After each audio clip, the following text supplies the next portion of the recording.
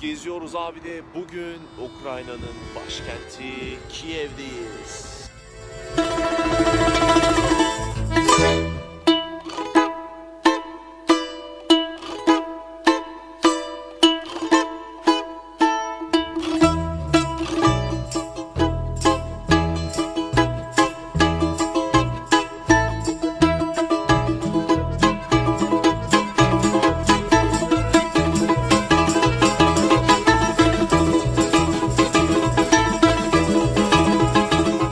Kiev'in en hareketli caddesi olan Kresacik Caddesi, Basarabskaya Meydanı ve Europskaya Meydanı arasında uzanıyor. İkinci Dünya Savaşı sırasında tümüyle mayınlarla döşenen cadde, iki taraflı mağazaları ve geniş caddeleriyle şehrin ana gezinti alanı.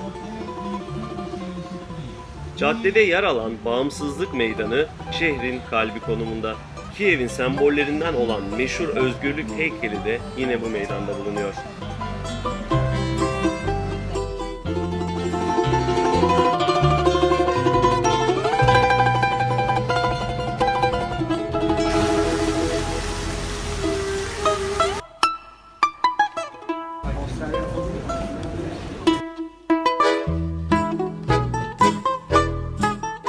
En son bir haberde şey diyordu, kalan son Lenin heykeli de yıkıldı diye komünizmi tamamen hayatlarından çıkarıyorlar.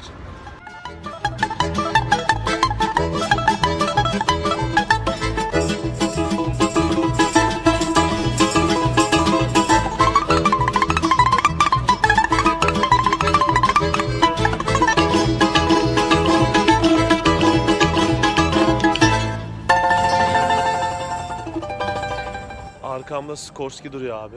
Sikorsky helikopterlerinin mucidi bu adammış. Sikorsky gitmiş Amerika'da Sikorsky'yi yapmış. Komünist rejim izin vermemiş. O da demiş olmaz böyle iş. Gidiyorum ben demiş. Amerika'ya gitmiş Sikorsky helikopterlerini yapmış. Helal olsun. Kiev Polytechnic University. Politeknik Üniversitesi'ymiş. Yes. Okay. One of the biggest Kiev'in. in the country.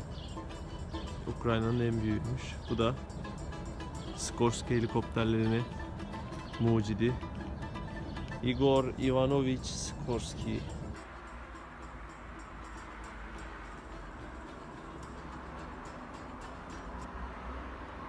Motherland dedikleri yerdeyiz. Devasa, bayağı büyük. Sol elinde tuttuğu kalkana tırmanabiliyormuşuz bu arada. Güzel bir park yapmışlar buraya. Tanklar var, askeri birkaç heykel var.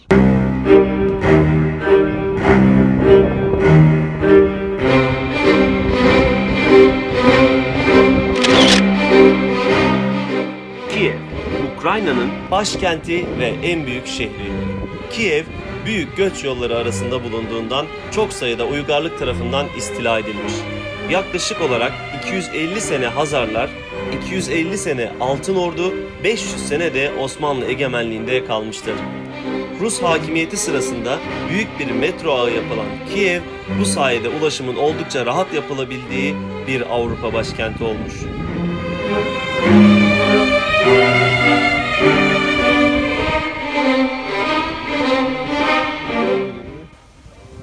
Böyle bir müze mevcut. Savaş uçakları, tanklar, füzeler.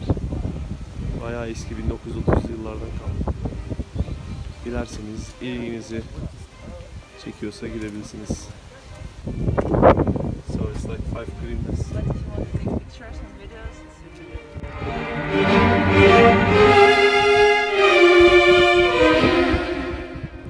Burada da şöyle bir ilginç bilgi var. Normalde kılıcın boyu daha uzunmuş, 2 katıymış. Ama demişler ki kilisenin boyunu geçemez. Geçmemeli heykel demişler. Şu kilise. O yüzden yarısını kesmişler abi.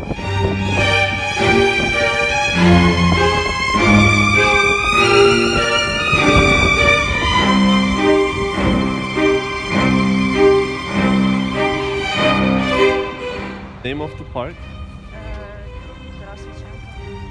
Tarasvichenka. What is the name of the university? International University of Ah. Tarasvichenka. Tarasvichenka. Yeah, Tarasa Shevchenka. Cool. Göte'nin içinde parklar olan şehirler gördüm. Ama parkın içinde şehri ilk kez görüyorum cümlesi tam da Kiev için söylenmiştir. Yaklaşık 3 milyon kişinin yaşadığı Kiev, dünya üzerinde kadın nüfusunun erkek nüfusuna oranla en yüksek olduğu kent. Bu şehirde toplam nüfusun %54'ünü kadınlar oluşturuyor. Kiev'de gezmeye devam ediyoruz. Kiev Uluslararası Üniversitesi'nin karşısında bulunan parktayız. Geçiyoruz abi. Sovyetler Birliği'ne bağlıyken Sovyetlerin 3. büyük şehri olan Kiev, 3 milyon civarı nüfusuyla şu an Avrupa'nın en kalabalık 10 şehrinden bir tanesi. Kiev sadece siyasi açıdan bir başkent değil, aynı zamanda Ukrayna'nın kültürel, bilimsel ve ekonomik açıdan da merkezidir. Kiev'de Rus izleri her yerde görülmektedir. Yer altındaki devasa metro ağında ve yer üstünde altın renkli kubbeleriyle göz alan kiliselerde, geniş caddelerde bu izleri takip etmek mümkün. Bir de böyle farklı oturaklar mevcut. Hepsi farklı dizayn edilmiş. Şöyle. Burada da bizim Taksim'deki tramvaya benzeyen bir tane tramvay var. Buradaki farklı bir bank. Burada bambaşka bir bank var.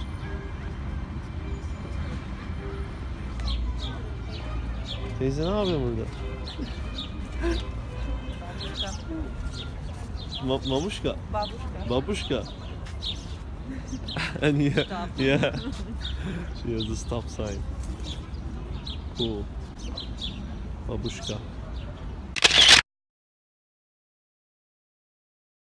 Burası öpüşme yeriymiş. Buraya gelip sevdiğinizi öpebilirsiniz.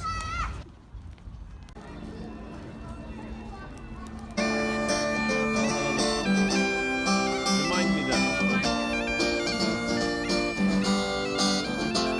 It's kind of Russian.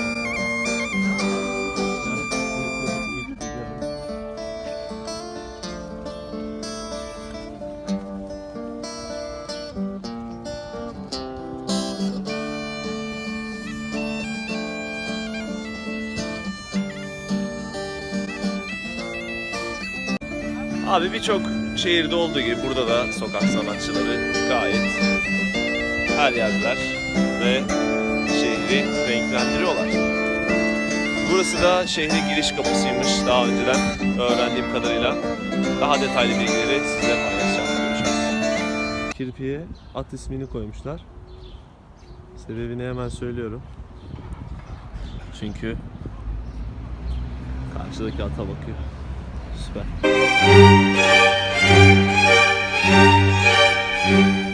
Matruşkalar.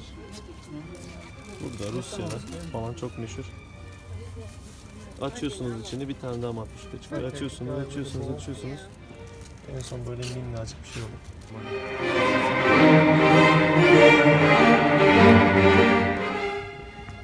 Şevçenko ekmeğinin önüne de motoru park ettim abi. Süper.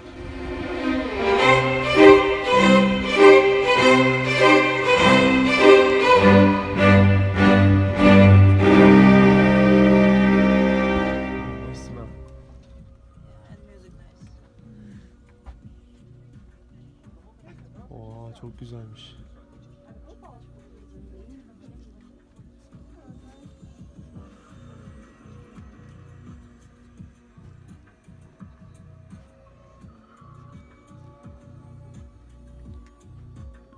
Çok iyi ya.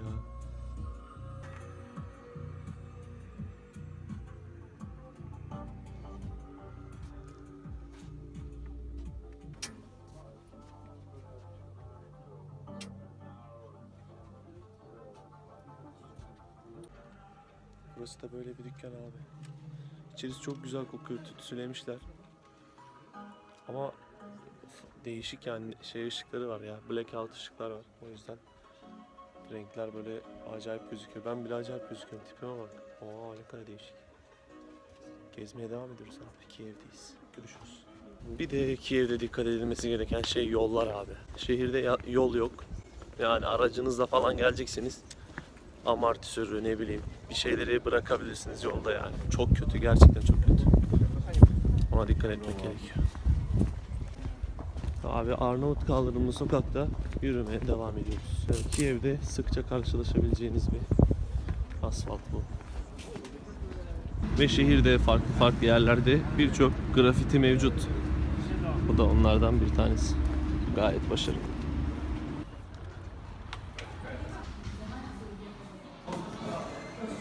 Burası da Lviv'in çikolata kafesi diyebiliriz.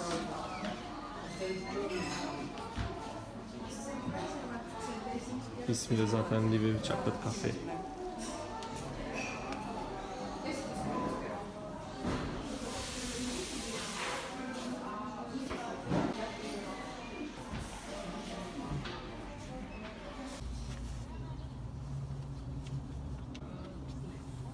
Abi Sovyetler zamanından kalma tren.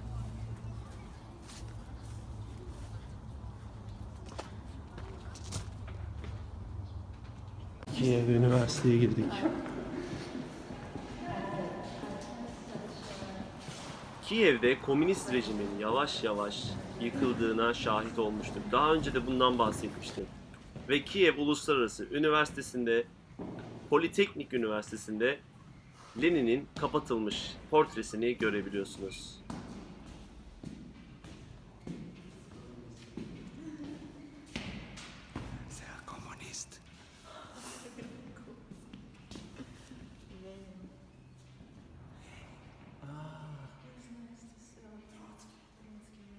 Adamlar Lenin'i kapatmışlar abi. Abi şu anda Ukrayna'dayım. Adamların garajı var bak. Kıskandım, yemin ediyorum, özendim ya. Bak kasklarını buraya asıyorlar. Sonra bütün parçalar, ekipmanlar, botlar, offroad ayakkabıları. Burada tamir bilmem ne ıvır zıvır her şey. Sonra motorları da çekmişler buraya. Bir tane offroad. Phaser var. Transalp var. Burada bir tane Honda var. Abi çok özendim ya. Vallahi çok iyi. Burada da kıyafetler. Burada da motor. Benim motor var. Abi Ukrayna'da depo yaklaşık olarak 60 liraya falan doluyor. Litresi de 26 grivni. 3 lira mı ediyor? Öyle bir şey herhalde. Tam bilmiyorum. Öyle yani. Türkiye'de 86 liraya dolan depo burada 60 liraya doluyor. 65 liraya doluyor. 20 lira oynuyor. Ama en ucuz Belarus'taydı abi. 40 liraya depo dolduruyordum. Mis gibiydi be. Ne güzel hayattı. Neyse. Devam edelim. Görüşürüz. Abi Odessa'ya giderken araba böyle devrilmiş. Çok fena. Bütün trafik durdu abi.